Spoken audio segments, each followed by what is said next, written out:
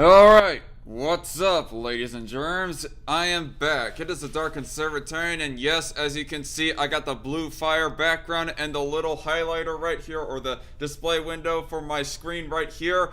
That must mean that I got OBS back up and running. Yes! Successfully, I got a RAM upgrade for my computer, and I have an obsolete antivirus program that is uninstalled or removed from my computer. I still have antivirus, don't worry. It's just it's the free one, the free trial obsolete one that I needed to remove in order for my computer to stop restarting on me suddenly.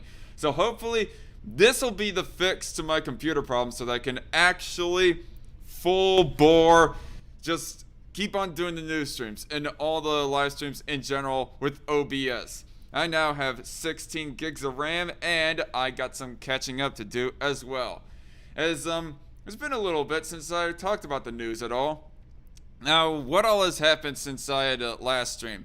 I, of course, talked about this sort of stuff on other live streams and in other videos, or rather briefly on other formats and on other shows and whatnot.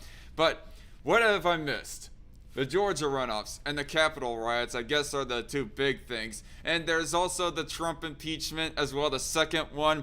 And, there's all the theories about how that the reason why that Democrats are doing this the second go-around so that they can actually convict him and disqualify him from running in 2024. And I really do not want him to run in 2024 if that opinion of mine wasn't made clear to everybody out there. But yeah, that's my opinion on that. I honestly think that Trump, whatever voter fraud has happened, it is not enough. And I have pretty much given up on the subject of voter fraud. And whatever voter fraud has actually happened, I don't think that there is enough to actually swing the election fully towards Trump's side for him to get back Pennsylvania, Michigan, Wisconsin, and Georgia, and maybe even Arizona for that matter, so that he could have actually won. Just to put that disclaimer out there. In spite of all that, though, there's possible talks of him running in 2024, but I really don't want him to run. I view him right now as possibly as the Gerald Ford, the modern day Gerald Ford to Joe Biden's Jimmy Carter. My hope, at least anyways, is that Joe Biden is going to be just a one-term president, and then we get somebody like a Rand Paul or someone like that to run in 2024 and win in a bigger margin against Joe Biden by then, or Kamala Harris, whoever actually becomes a Democratic president if Joe Biden doesn't croak before 2024. And hello everybody in the chat there, might I say. Ivan's Son, Cat Chat, JC Armitage, Invisible Hand, and Mr. Merchant. Ivan's Son says hello from Soviet Socialist State of Minnesota. Well, it can't be as bad as California, can it? But, so yeah, that's my thoughts on Trump. And there are more thoughts that I could expound upon, and I really wish that I had the rest of the podcast, or more of a podcast to be on here with me, but unfortunately that's not the case. Let me check the, no, nobody else has joined this call. But what are my thoughts on the riot? The Capitol riot that specifically happened anyways. My thought is, the reason why I want to bring up and revisit the subject is because I keep on seeing a whole bunch of people making equivalences between the George Floyd riots and the Capitol riot. Might I say that ethically nor goal-wise are these two the same. I believe that it is honestly, some of you might think that this is me like cucking out to the left or something else like that, but I believe that the goal is a little bit more substantial and justified as far as George Floyd riots go. But ethically, I say that they are dead wrong, and thus for overall, ultimately unjustified. Why do I say that? Because they were attacking private property. They were attacking the people not even responsible at all for a single case of police brutality. KB Bala, the Guns N' Roses boutique owner, and so many other small businesses that were just ransacked this last summer. And so, yeah, you all know my opinion on that. And I say that the Capitol riot that happened is not equivalent to that, mostly because in spite of whether or not the goal was justified, substantiated enough to understand the reasoning as to why that Trump supporters were protesting and rioting at Capitol Hill over the election results of 2020. In spite of that, at least they were targeting the people that they saw as being responsible for that, aka the US government, or I guess you could say more specifically the Democrats. But hey, just to put it more simply, the US government is responsible for their plight. Or plight, if you can even call it that, that Trump supporters that day were protesting over, and they ultimately attacked the people responsible for it. So that's the biggest reason why I say that these are not equivalent, because at least the Trump supporters were attacking who was responsible for their grievance, whereas the Floyd protesters / rioters were attacking people not responsible for their grievance that they held. But at the same time, I say that the Floyd protesters' grievance was a little bit more substantiate and legitimate. Whereas I think that it's not substantiate enough as far as election fraud goes and whatnot to be proven enough to say that it is justified for people to attack Capitol Hill. And honestly, I full on condemn that riot that happened on Capitol Hill. Honestly, I think that Trump supporters, they struck way too early in the game. I don't think that it's worthy of a riot just because there is a change in power, or even a change in power over allegations of fraud.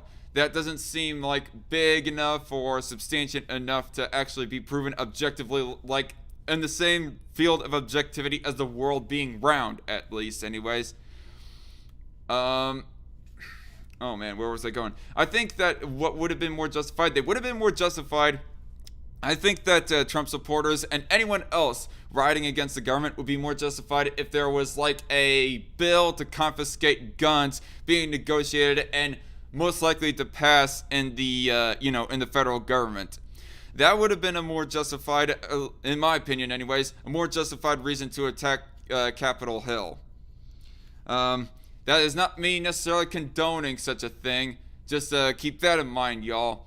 I'm just saying that it's more understandable because such a order like that, such a law would be flat out fully unconstitutional. That is also providing that the Senate and House and whatnot do not propose any amendments to the Constitution or whatever the terminology be anyways. An amendment to the Constitution to rescind and, take back the Second Amendment, make it obsolete or whatever. But as it stands right now, it's unconstitutional to put forth any gun confiscation laws, and therefore, because of that reasoning, that would be of when I would say that the Capitol rioters would have been more justified to, do what they did, do a forceful retaliation, in other words, at the very least. And hello there, Myth Cuttlefish in the chat. And the reason, it's not only just because I think that it's silly, the reasoning as to why that they're rioting, but there's also the fact of the retaliation being done by the left in response to this Capitol Hill riot. Not only do you got people like pulling essentially guilt by association with Donald Trump, even though that Donald Trump did in fact call for the protests to remain peaceful, people are still holding him full well responsible for what happened that day with the riot. I think it's a rather silly. I mean, he full on called for them to be peaceful. I even got the screen caps of him saying such on Facebook. Twitter, I hear that he has called for them to be peaceful as well on that platform too before he was taken down, but I haven't taken screen caps of them personally. I haven't seen the actual photo evidence of it, so I do not know for certain, but I just give the benefit of the doubt, but he was calling for peace on both platforms ultimately. Where was I at? And so it just seems silly. Not only is there that, but there's also the threats of cracking down on pretty much any kind of speech. Or at least not anything like super explicit from what I've seen, but almost implications and flirtations with the idea of possibly tracking down people who might have been sympathetic to the election fraud allegations. Like, I think that the election fraud allegations, right now anyways, I think they were overall not very factual, But at the same time, people still have the full-on right to be speaking non-facts. That's just how it is. I mean, to put it in short anyways. And yet people are going to start going after Trump supporters because of this, and also in general support, and also for in general supporting Donald Trump as well. It seems nonsensical to me, and it's just a form of thought control anyways.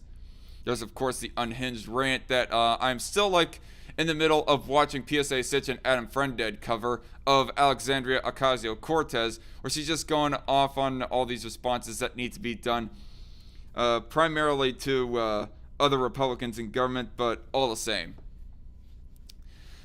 So, I don't know. I think that was all the thoughts that I had to say on that front. As far as the election fraud allegations and the what am I trying to say? The election fraud allegations and the attack itself, the Capitol Hill attack / riot. Now, moving on to something a little bit more in regards to politics and the election. Like, I personally did vote, in fact, for Donald Trump this last go-around.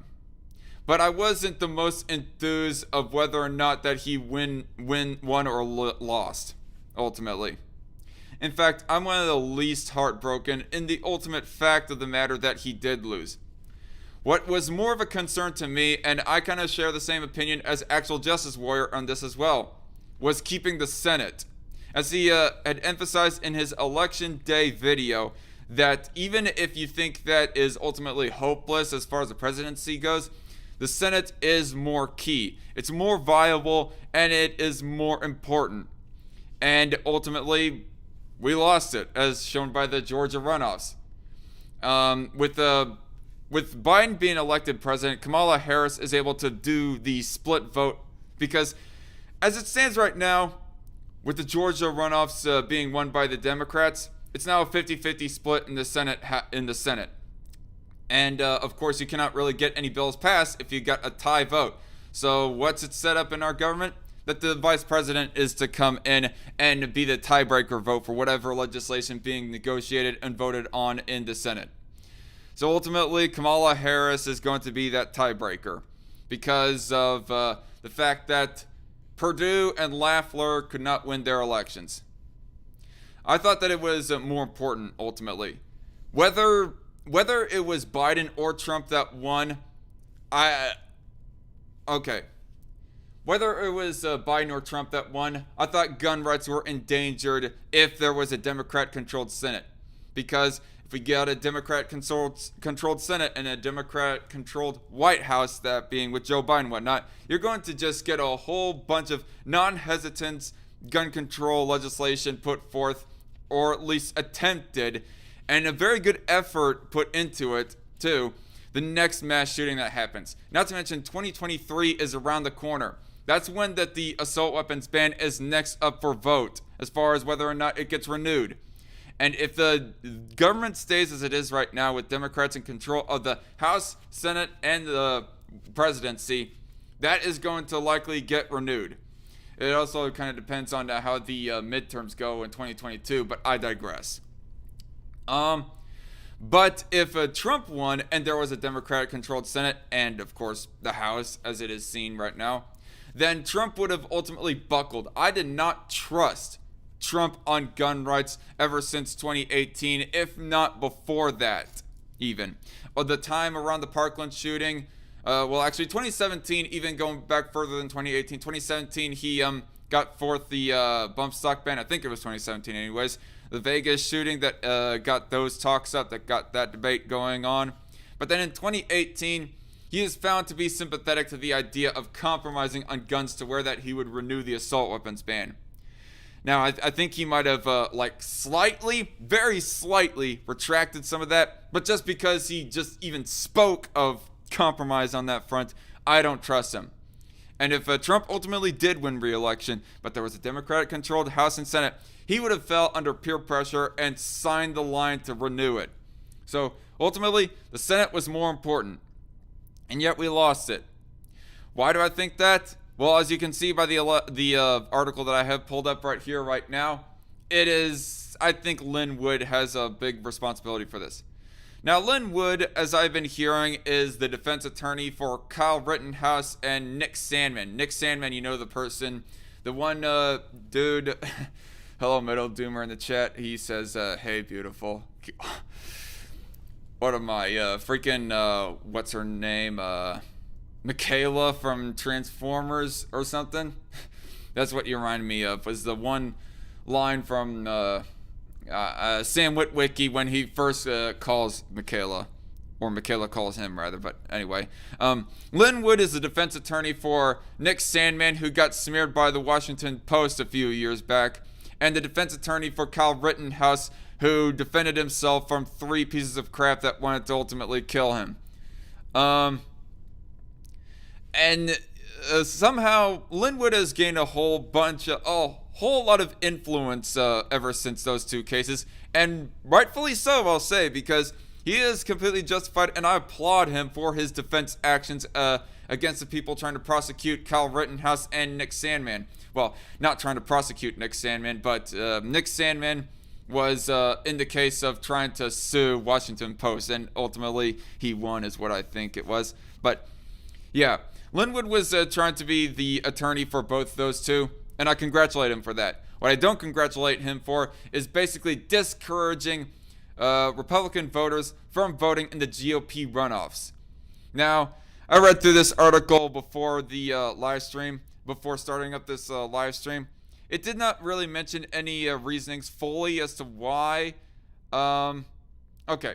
Actually, no, it did mention some of the reasons. Lin Wood did mention some of his reasons. He said it's because these elections are rigged, is basically why he said that it was pointless and that people should not even feed into the system or whatever by voting for Lafleur and Perdue in the Georgia runoffs. And that was just an utterly stupid move, and now we have lost the Senate to the Dems.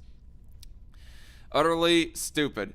But I find it hard to buy his whole word of it being rigged and whatnot, because originally, back in November, Perdue had won against Ossoff. Ossoff was the Democratic candidate for the Senate in Georgia, for the federal Senate anyways, from Georgia, back this last go-around against Perdue, and Perdue ultimately won against Ossoff. Lafleur did not win against Warnock, but that's only because there were so many candidates running in their election to where that it split the vote a whole crap ton. I mean, it's a ridiculous amount. Let me see if I can pull up the page very quickly. Where is it? Oh, come on. I had to scroll down. Yeah, this. Look at that. So many third and fourth options going on with Lafleur's election against Warnock. You got Warnock, Lafleur, and then Doug Collins and Deborah Jackson, and so on and so forth. Yeah, the vote was being split a whole lot, so obviously it wasn't as much of a guarantee that Lafleur would have won against Warnock. But in the last go-around, ultimately, okay, Perdue won against Ossoff. This is the election results right here from November 3rd. This is the election results of the runoffs themselves, and as you can see, Ossoff won against Perdue. But in the beforehand, Perdue won against Ossoff. So so it is really a hard thing for me to buy to say that the Senate election was rigged ultimately, because originally it was looking like that Republicans were going to keep the Senate. Not a big case of the Senate election being rigged right there. But because Lin Wood had ultimately discouraged people from voting in the Georgia runoffs because, oh, it's all rigged and whatnot, ultimately we lost. There was a whole bunch of Republican voters that did not participate. Now, if I was to be fair, these were runoff elections, and I guess it is predictable to say that ultimately runoff elections are not going to have as big a turnout as a prime election day, especially seeing as though that the prime election day for the Senate here was also the same day as the presidential race. And of course, people are going to go more out of their way to vote in the presidential election than any other seat or election for that matter. So it's a little bit expected that there would have been less of a turnout, but I don't think there would have been this much of less of a turnout. So Look at the comparisons here. David Perdue had won 2.462 million votes against John Ossoff's 2.374 million votes. But then in the runoffs, Ossoff won 2.269 million against Perdue's 2.214 million. So there's at least 200,000, actually over 200,000 people that could have potentially voted for Perdue. But because Lin Wood had such a high influence in the Republican base, he ultimately he stifled the turnout. And so we lost. This is, of course, a point that was originally made by Ben Shapiro, but of course, when I was listening to his show talking about this, but he wasn't really presenting the numbers, but I thought I'd present the numbers right here. So, there's like 200,000 missing votes right here. And if we were to look at the Georgia election, I was trying to do a comparison. Okay, the presidential election, I mean.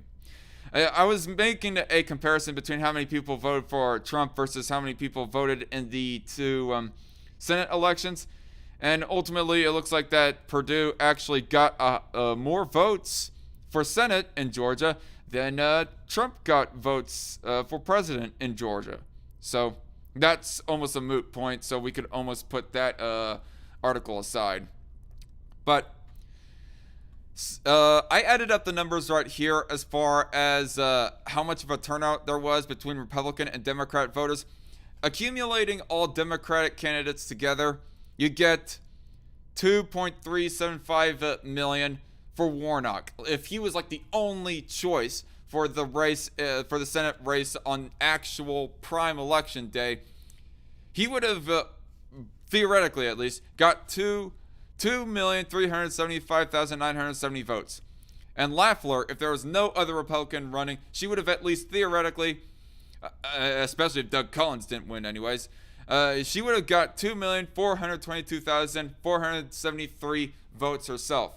So that's what the prime election would have been if there wasn't as many candidates splitting the vote. But this is what the results look like in the runoffs.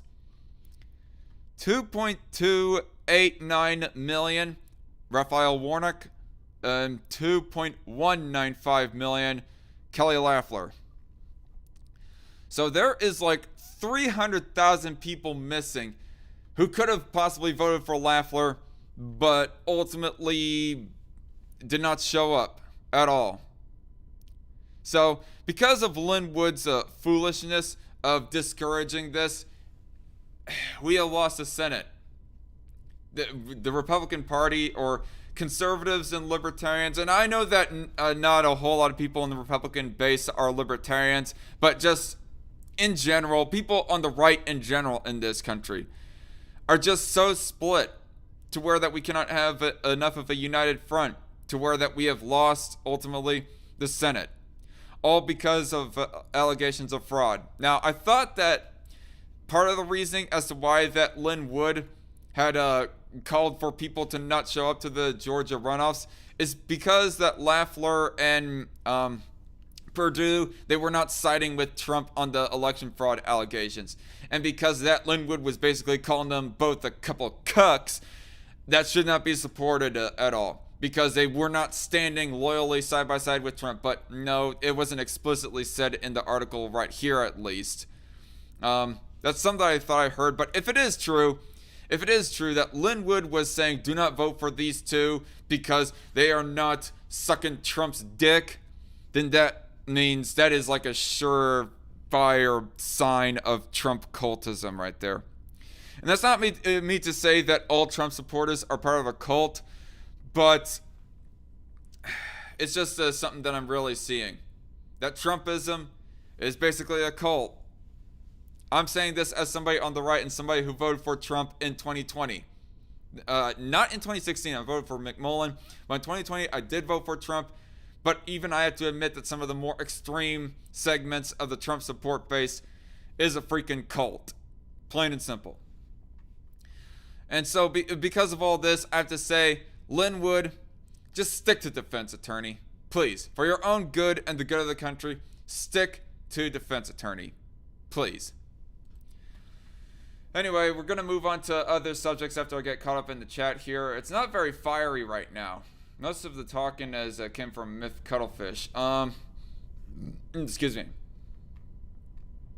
Myth Cuttlefish says, I wasn't heartbroken, it was expected. The Senate being lost is because people are pissed at the establishment. Yeah, I understand that people are pissed at the establishment, but if there's one thing at least that the establishment Republicans have been somewhat okay on, is resisting Democrat gun control efforts. That's not to say that Republicans are definitively pro-gun rights, because with their history, especially in the 90s, they're not very pro-gun. But modern day at least, looking back at 2013 especially, the Senate had turned down Obama's effort to try to renew the assault weapons ban. So even Republican establishmentarians were at least good on that front, along with Tea Party conservatives and libertarians in the Republican Party. We at least had that going for all the establishmentarians, and yet because of the fact that they were establishment, we decided that no, they should utterly lose. And I can understand all the arguments that some of the more some people a little bit more hardcore in the Trump fan base might say this is important for us to send a message to Republicans. But is it really worth it? My question is it really worth it? Within the next 4 years, there is the possibility that a gun control legislation is going to get through. There's going to be blood on the streets because of people, rightfully so, mind you, but still resisting orders of gun confiscation and other gun control measures and whatnot. But all the same, I did not want to see that at all. So that's why that I think establishment GOP or not, GOP should have at least kept the Senate. Been at least a check on freaking... Okay. Be a check against Joe Biden and the rest of the Democrats. The Senate could have been. But no. I mean, as far as it being a message to all the people saying that there needs to be a message sent out there, isn't Donald Trump losing enough of a message? Well, okay. That's probably a bad argument because Mitch McConnell and the rest of the establishment GOP members, they are almost ecstatic of Trump losing, or not caring of Trump losing anyways. But there were still some Republicans, establishment and otherwise, that were still... That were still, what am I trying to say? That were still cozying up to Trump, and I don't know. Continuing on with the chat though, worse that the court did nothing to hear the case of the thing that didn't happen. I lost my guns. Okay. I lost my guns in a boating accident. Myth Cuttlefish says. Myth Cuttlefish also says it's not Len's doing. He's vocal, but it's not really his fault. I will say that it's more observation than anything. I mean, I guess there isn't definitive proof that it definitely was Lin Wood's fault, but coincidence? I think not.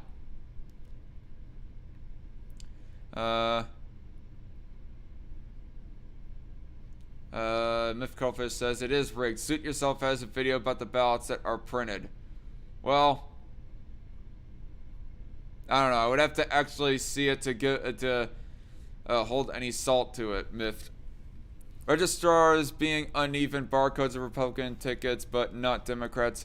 Ballots filled in by machines. You should see that video.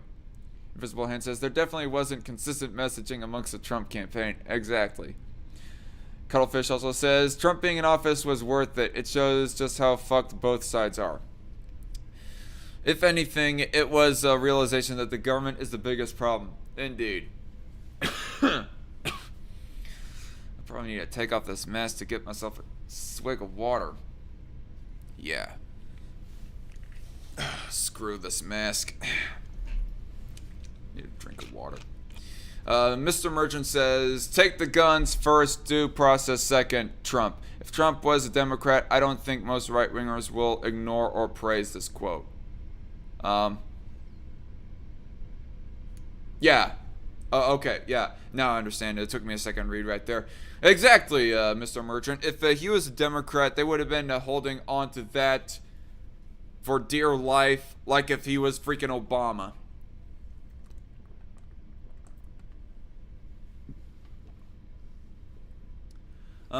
Same for the stock ban, says Mr. Merchant. Captain Pipsqueak says, I feel bad for that one guy who actually did lose his guns in a boating accident. It's the dog ate my homework of guns. Invisible Hand says, cut out a breathing hole. Well, the mask is fairly breathable. The biggest problem with the mask was that I could not drink my water here. Agreed, Mr. Merchant, says Myth Cuttlefish.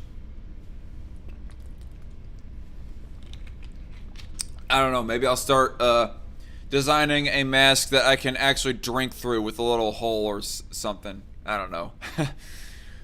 One can imagine. But anyway. And by the way, hello Captain Pipsqueak in the chat. Welcome to Strike Force. I don't see you around these parts very often.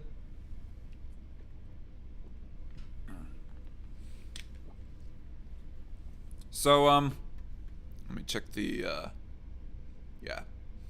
Nobody still has joined this chat yet. But anyway. By the way, I want to say, Mr. Merchant, whenever I see your name, Mr. Merchant, I almost want to think Mr. Medicare for some reason. I mean, your second name does start with an M, so anyway. So I got 4 more stories / articles to be reading and covering over. Well, actually, I guess I'm going to get this out of the way first, because I already pre-read this article. Ted Cruz introduces amendment limiting senators to 2 terms and House members to 3 terms. And apparently, little FYI, he has attempted this at least 2 times before current day. Yeah, he's very passionate about those term limits, and I congratulate him for that. I think that term limits was one of the most important things for a long time. Like, people like Chuck Schumer, Mitch McConnell, and Dianne Feinstein would not be in politics if there were term limits. A whole lot of this corruption and whatnot would not be existent if there was at least term limits. Although, I do not know if I agree with limiting the House members to 3 2-year terms, because Mark Levin's... Okay, well, I'm quoting Mark Levin here, but... not actually quoting, but all the same. But Mark Levin actually had the idea that it'd be 12 total years that a person can serve in Congress. Like, it could be 1 term in the Senate and 6... No, excuse me. And then 3 terms in the House, for example. And then you're done. Or 6 terms in the House, but 0 terms in the Senate. But all the same, even though if I disagree with that little minutia with Ted Cruz on his proposal of a term limit amendment, I still say that this is a step in the right direction nonetheless. A big step in the right direction if this is actually passed. But because we got a whole bunch of careerist old dogs in Washington, it's highly unlikely that this will pass. But hey, one can dream still, at least, right? Yeah.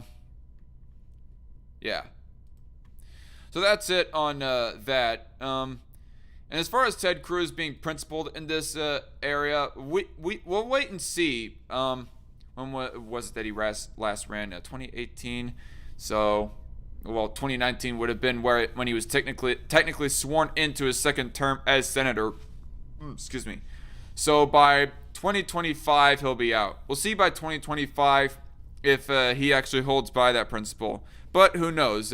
He might not still be out of the game by then. Still, I can very likely see Ted Cruz running for governor of Texas once he's done in the Senate. Myth Cuttlefish says, "Sigh, I miss the daddy Medicare." Yeah, I mean, I hear that he is still making content. He's just doing it on other websites. There's this one website that is called Kill All Pedos. He is like uploading mirrors of Mr. Medicare's content. Like, I recently gone watching a whole bunch of his recent content about Ethan Ralph, and it was pretty good. Anyway, I miss Mr. Medicare's Internet Insanity series, his invisible hand. Yep. I'm sure we can all find mirrors, though. Mr. Merchant says, I could see that, Darkon, right? So anyway, continuing on. Biden's Keystone order shows a lack of leadership, from Washington Examiner. Now, of course, this is Biden being president. This is one of his first early orders as president. I think he might have done it via executive order, so and not through Congress. So he's doing it. I mean, I would almost argue that putting that kind of restriction on business would be technically unconstitutional. Although I do not know the full route that a person could make an argument, a constitutional argument against banning the Keystone oil pipeline.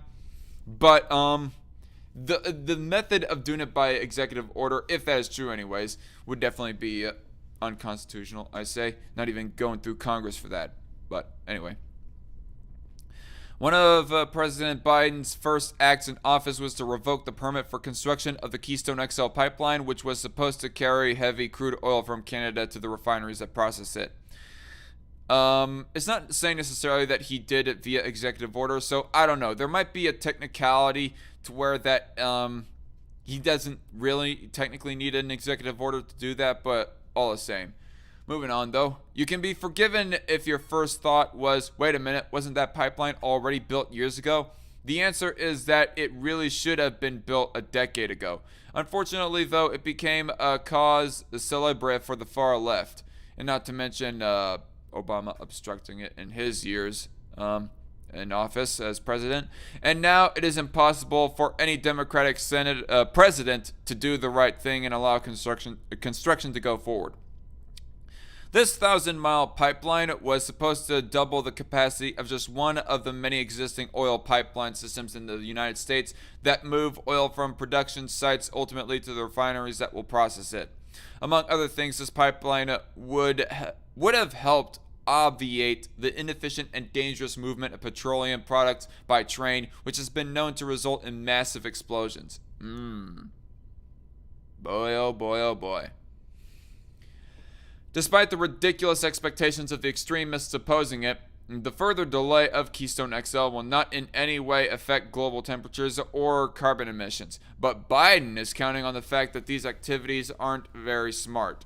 All he has to do is show with actions like this one, how much he supports the cause. Never mind the 190,000 miles of existing pipelines moving liquid petroleum products across the U.S. In reality, the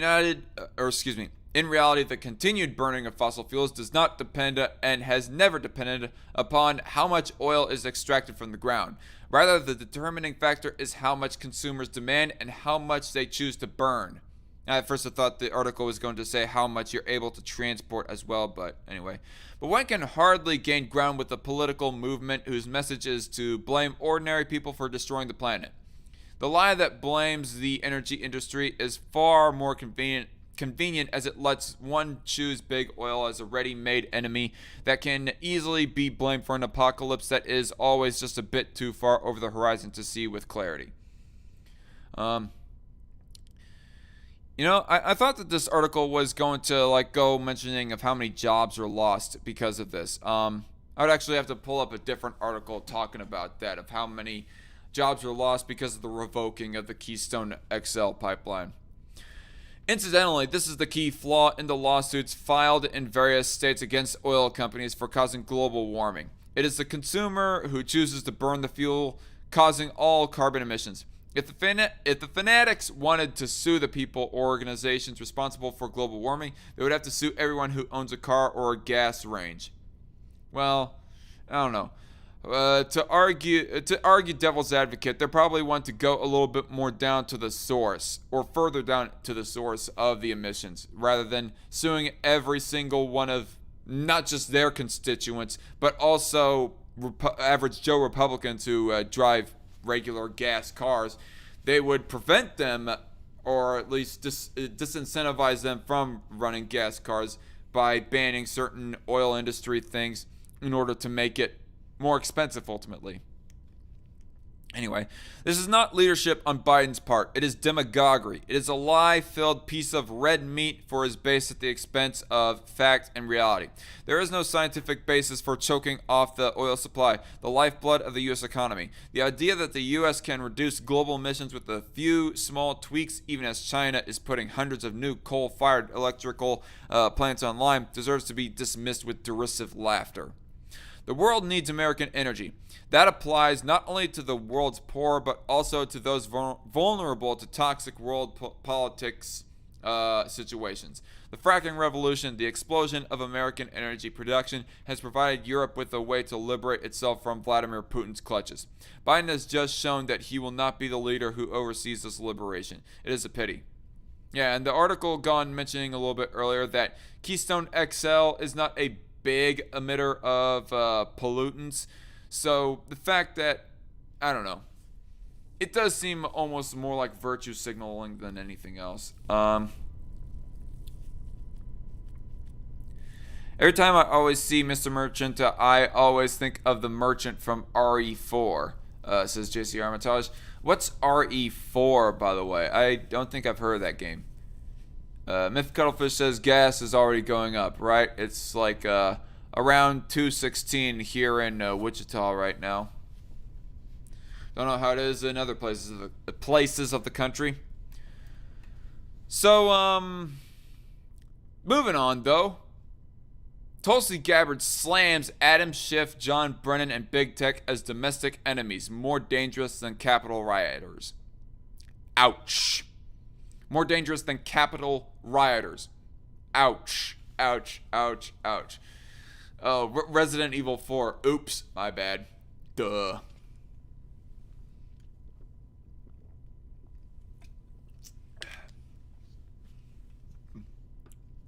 So you have somebody who is on the left.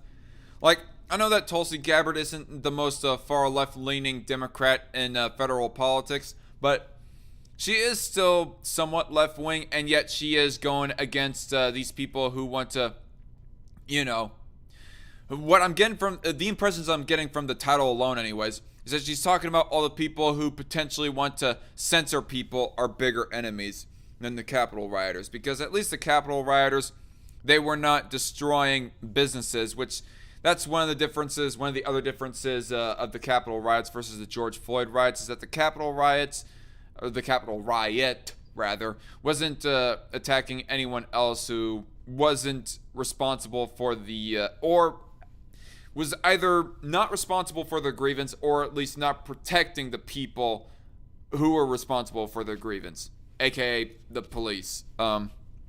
But that kind of goes without saying. But this is quite interesting, and I thought I'd just dig into it, see what exactly Tulsi Gabbard has to say. Former Democratic representative. Ooh, she's no longer representative. Was she just not running anymore for representative in 2020, or did she ultimately lose because she wasn't far left enough for Hawaii? I don't know. Former Democratic Representative Tulsi Gabbard slammed Representative Adam Schiff, Big Tech, and former CIA Director John Brennan as domestic enemies who are more dangerous than the rioters who stormed the Capitol. So, before Invisible Hand says she didn't run for re-election. Aw, okay. Well, I don't know. She could have at least kept that district, that representative at... She's still a leftist, to my knowledge. Yeah, I agree, Invisible Hand. I mean, as far as I know, she is buckling more and more towards Democrats on gun control. She's for $15 minimum wage, and she also wants to put forth a... Well, actually, yeah, now that I think about it, it's slightly ironic that she is criticizing Big Tech and so forth when she wants to institute her own organization that goes against misinformation, quote-unquote, that restricts misinformation on the internet, quote unquote, kind of the same way of Andrew Yang. So that's one of the reasons that I dislike Tulsi Gabbard, and that's also an example of how left-leaning she really is. So it is kind of ironic. She goes against all these people who are censoring, but also at the same time wanted, at least while she was running for president, to institute an organization that would have ultimately censored people off of the internet. So yeah, kind of hypocritical almost. Before continuing on though, Ivan's son has something to say about Keystone.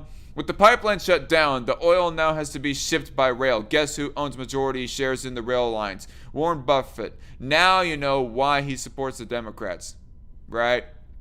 Understandable. And you know what? It's kind of funny too, because everybody thinks of George Soros as the big boogeyman of the right, who goes funneling money towards Democrats. But apparently Warren Buffett is doing pretty much the same thing.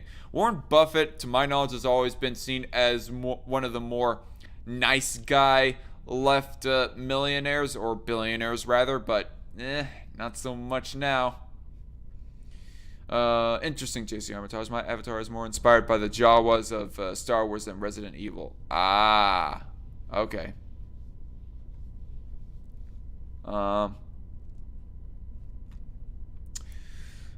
CFR puppet, says Ivan's son.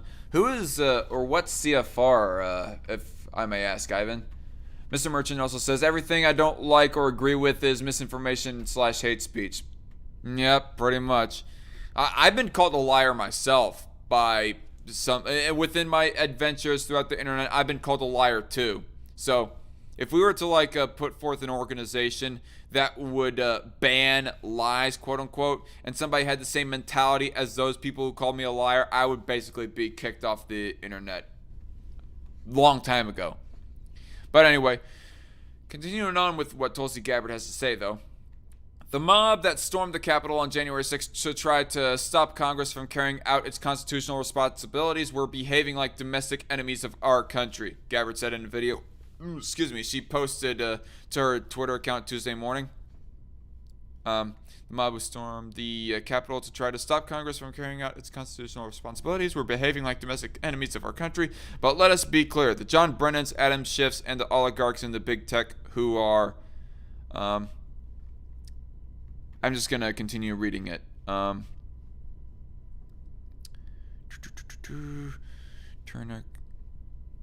let's be clear, the John Brennans, Adam Schiffs, and the oligarchs in big tech who are trying to undermine our constitutionally protected rights and turn our country into a police state with a KGB-style surveillance are also domestic enemies, and much more powerful and therefore dangerous than the mob that stormed the Capitol, she added. I agree. I completely agree. Based statement right there, Tulsi, even though I think that it might be kind of ironic coming from you, but all the same.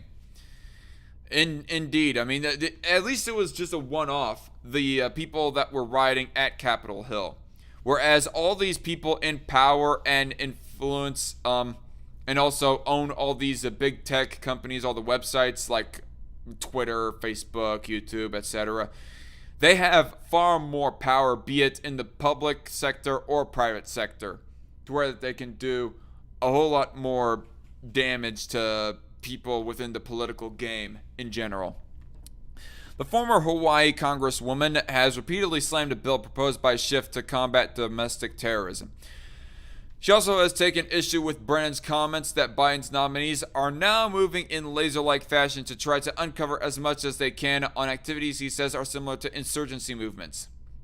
What are you declaring as an insurgency movement, quote-unquote, is my question. The forming of a militia, possibly, for people to protect themselves from rioters and people want to confiscate their guns and so forth. Are you going to call that insurgency? Even if they might not have an active intent to overthrow the government, just put up a militia in self-defense purposes, you're going to call that insurgency? That's my question to, the nominee, the person in question here anyways. Gabbard broke with many in her party late last year when she said former President Donald Trump had her support in terminating Section 230, which provides liability protections to internet publishers. Suing somebody, I do not know if I fully agree with that, but let's move on. At Real Donald Trump, I fully support you on this. Please don't back down. The freedom and future of our country is at stake, Gabbard tweeted on December 3rd. Unfortunately, that was not well, unfortunately for her at least, this did not become a big issue within the last few months in between now and election day. She also introduced a bill that would... Oh. Well. Reading this paragraph, she also introduced a bill that would ban abortions once a baby in the womb can feel pain, as well as another anti-abortion bill that would protect babies born after an attempted abortion. So, all right. Golf clap to Tulsi Gabbard. So, she's at least a moderate pro-choicer. Well, of course, most pro-choicers are more of the moderate side, to where that they want to ban late-term abortions at least. But she seems to be a little bit more active in her moderate pro-choicism, to where that she wants to put a restriction on abortion against the people who are more extreme on the issue of abortion, on the pro-choice side anyways. Let's see. I thought I might have received a text there from someone else. And as far as feeling pain, well, feeling pain, it's at least as early as 20 weeks. So that would put the national cap at about 20 weeks if that were to be passed. Of course, as far as I know, this doesn't seem to be a thing that has been passed, but all the same. And how would we define pain exactly? Are we defining it in the typical traditional sense that we born people feel pain, like I'm pinching myself right now? Of course, it's not very painful, but all the same nerve stimuli that we experience, or are we also going to include feeling pain as stress stimuli that unborn fetuses have? Because if you want to take it to stress stimuli, well, then that would take a ban on abortion all the way down to 10 weeks after conception. I do not know if that is fully Gabbard's intent at the time of this, but damn, maybe she's not as left-leaning as I thought she was. Damn. That's actually pretty base, says JC Armitage. Yep. Council of Foreign Relations, says Ivan's son, referring to CFR puppet. Okay, and I take it that you were calling Tulsi Gabbard the Council of Foreign Relations puppet, right, Ivan? Anyway, Gabbard announced last year that she wouldn't seek re-election for her seat in Congress and would instead focus on her presidential campaign, which she ultimately lost. Wah, wah, wah. You know, she dropped out fairly early. She probably could have still ran for re-election. Well, okay. I don't know. Maybe there was somebody that was already nominated. Actually, the primaries did not fully end until like May or something to that effect last year. She dropped, as far as my recollection goes, she dropped out sometime before then. It was either May or June of when the primaries were pretty much won and done last year. But she could have pretty much still won in the nomination, or ran in the nomination process, couldn't she? I mean, unless there's something weird with Hawaii's nomination process for running for House Rep. I don't know. Ivan's son, for clarification, he says, yep, referring to Tulsi Gabbard. All right. I don't know. But moving on still. In her Tuesday video, she also called upon Biden to denounce those in power who threaten to take away our civil liberties endowed to us by our Creator. I call upon you and all members of Congress from both parties to denounce these efforts by the likes of Brennan and others to take away our civil liberties that are endowed to us by our Creator and guaranteed in our Constitution. If you don't stand up to these people now, then our country will be in great peril, she said. Okay. So this is Tulsi Gabbard being pretty based right now. Now, all we need is for her to basically retract her opinion and proposal. Well, of course, the proposal is no longer on the table because she's not in politics as of this current day. But she needs to, retract her idea, her advocacy for putting forth an organization that would control misinformation or restrict misinformation, quote unquote, on the internet.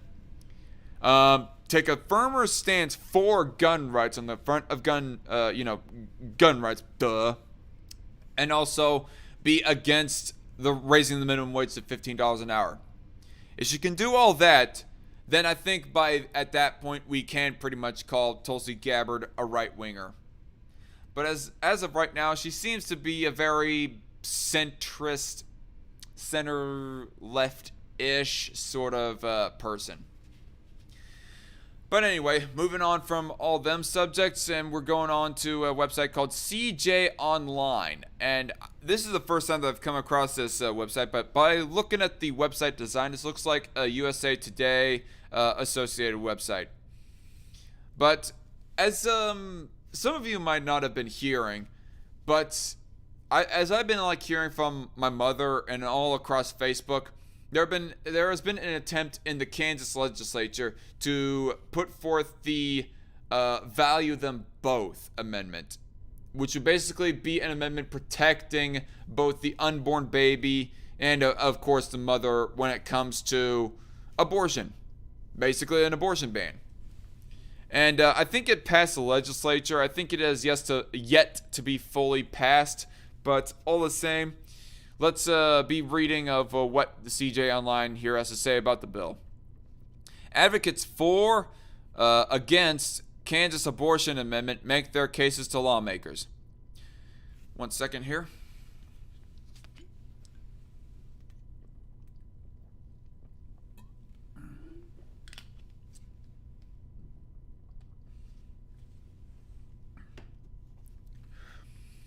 In public hearings marked by technological glitches, passionate arguments, and time constraints, the Value Them Both Amendment was the main show Friday in the Kansas State House. About 20 members of the public, ranging from lobbyists to medical professionals to concerned citizens, argued in front of state legislatures why they should vote for or against the amendment. We're concerned because we can see the writing on the wall, said Rachel Sweet, public policy director of Planned Parenthood at Great Plains. Oh boy. Proponents have downplayed concerns that this amendment would lead to a full ban on abortion. Wait. I'd like to hear who those proponents are that are supposedly downplaying this. But as far as the rest of your statement goes, that's kind of the point, is to ban abortion. What are you on about? Wow. Arguments against the amendment, however, likely fell on deaf ears. Value Them Both would put on the 2022 primary ballot an amendment to the Kansas Constitution, reversing a Kansas Supreme Court decision that abortion is a constitutional right under the state.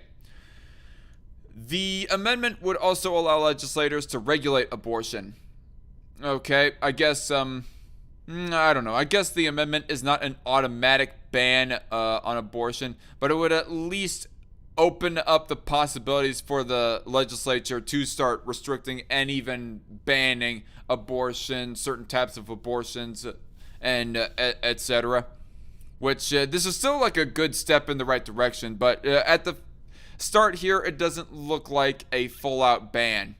But still, all the same, as far as Rachel Sweet's statement of it being would lead a full ban on abortion, that's kind of the point. We're just taking little baby steps. Last session, it failed narrowly to get the 2/3 majorities needed in both Kansas House and Senate. But this time around, in a more conservative legislature, the chances of getting onto the ballot are pretty secure. Yep. I fully advocate for this. Anti-abortion advocates say the intent is not to lead to a ban on abortion, but more to ensure common sense restrictions on abortion.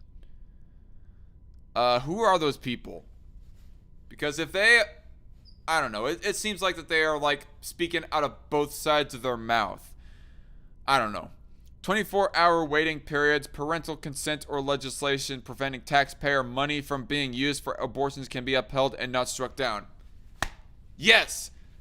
That's the least that we can do. I mean, this is something that both conservatives and libertarians, even the more pro-choice-ish libertarians, can agree upon. No more taxpayer money for abortions. Please and thank you. I'll get to the chat here in a little bit. It's hard for me to imagine this legislature banning abortion, said Elizabeth Kirk, a legal scholar in support of the amendment, on a scenario in which the U.S. Supreme Court case Roe v. Wade, which protected a woman's right to choose to have an abortion, is overturned. Well, she says this legislature specifically, as in she doesn't seem to think that this generations of lawmakers here in the Kansas legislature are going to ban it, but maybe some future generations, some future tenure of legislators in Topeka can ban it. I don't know. Maybe that's her thought. I mean, really, it is a long, grueling process, the fight for abortion. It never ends. It never ends. I think the best predictor of what might happen is to look at the sort of laws that this body has passed in the past. Into my knowledge, it's never tried to successfully ban abortion. In fact, Kansas had legal but restricted abortion even before Roe, Kirk said. Well, it's not too late for a change. It's not too late for a change. Amendment opponents didn't buy the argument, pointing out how other conservative states proceeded to try to do so after similar constitutional amendments were voted into law. There's me yawning at your criticism right there. Testimonies often went beyond discussing the amendment into arguments over the issue of abortion itself. Angela Martin, a high-risk obstetrician, recounted a situation in which a mother of 3 children had a condition in which pregnancy could result in a life-threatening uterine rupture. The option of abortion made it possible to avoid that.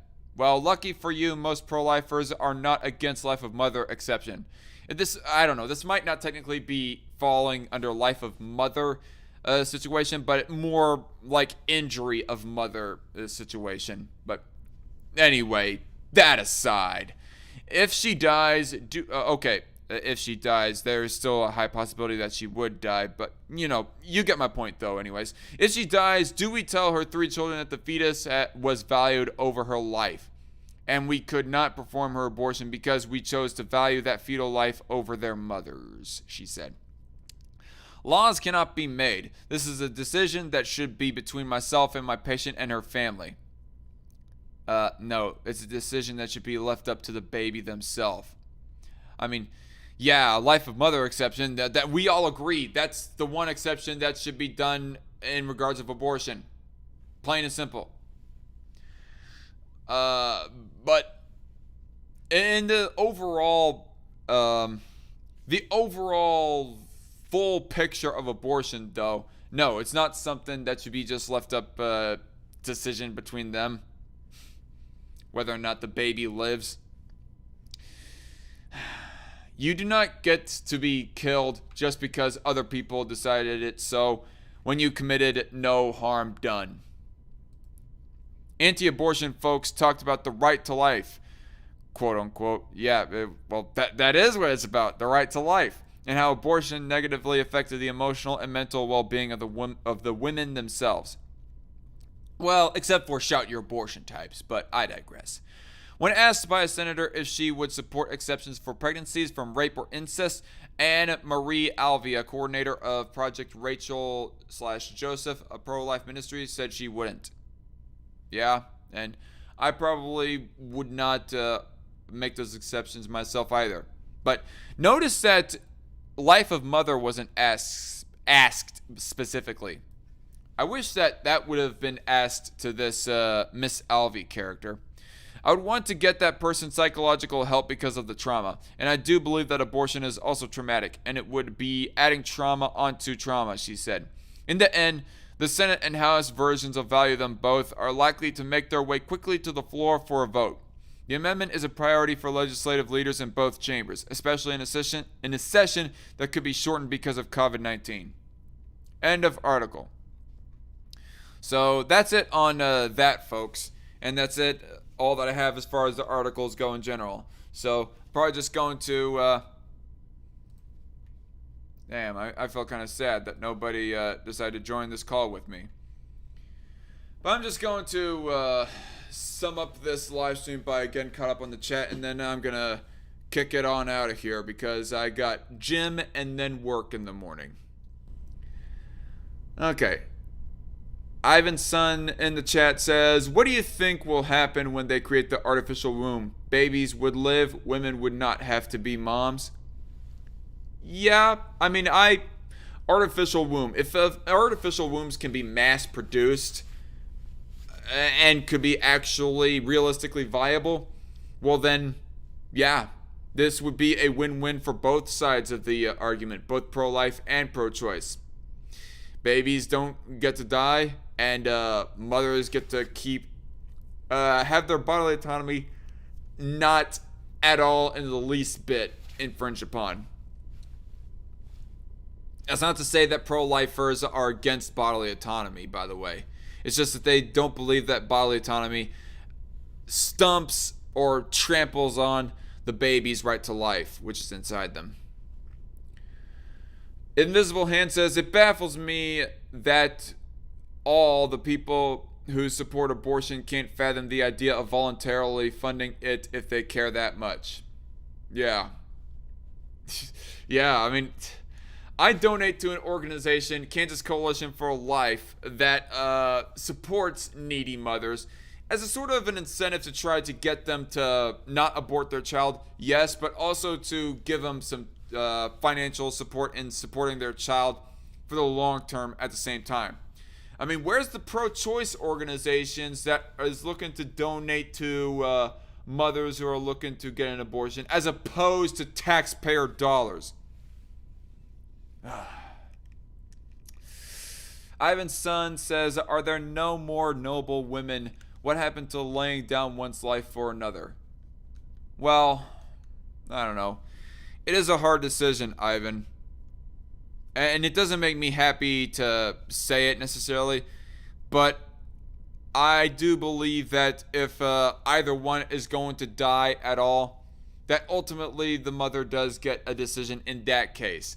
Because even though the baby did not do anything wrong, technically, to where that the mother is going to die, ultimately there is still the social credit. And I use credit loosely. I'm not looking to get something like officially implemented in a system that goes measuring social credit, quote unquote. But I just believe that with all the social connections that the woman has, all the people that would miss her, that she takes slight priority over the fetus, whereas the fetus has no social connections, no social credit at all, and so forth. And that's the belief with all of us pro-lifers as well. One person is going to die anyways, so might as well at least let the person who can speak and does have the social connections to make the decision on whether or not she wants to risk it or go ahead and terminate it. In the case where complications during pregnancy threaten the life of the mother, the doctor should be trusted to make the decision that he thinks will result in the best outcome. He's a doctor. That's what he's trained to do, Captain Pipsqueak says in the live chat. Are you making a pro-choice argument, Pipsqueak? Just out of curiosity. And are you a pro-choicer yourself to where that you think that abortion is something that should be kept legal? Just wondering. Oh wait, I forgot. I cannot work my phone with these freaking gloves on.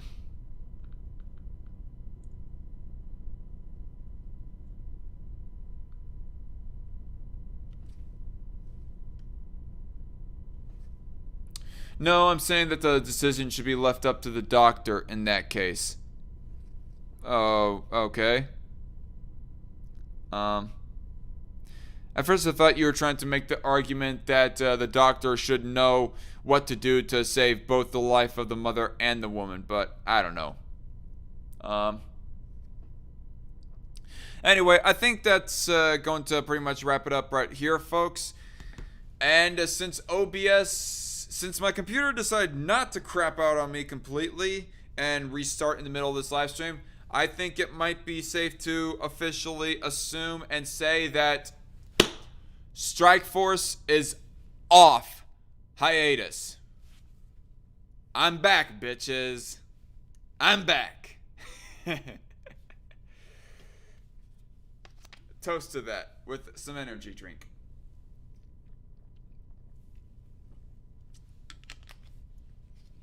I will be back here on Sunday with another episode of Strike Force, and then on my secondary channel this Friday, actually, I'm going to be doing an episode of Dark Sanctum, probably just talking about random tidbits in relation to entertainment and movie reviewers and so forth. But other than that, stay tuned, folks. See y'all later. Good night. God bless.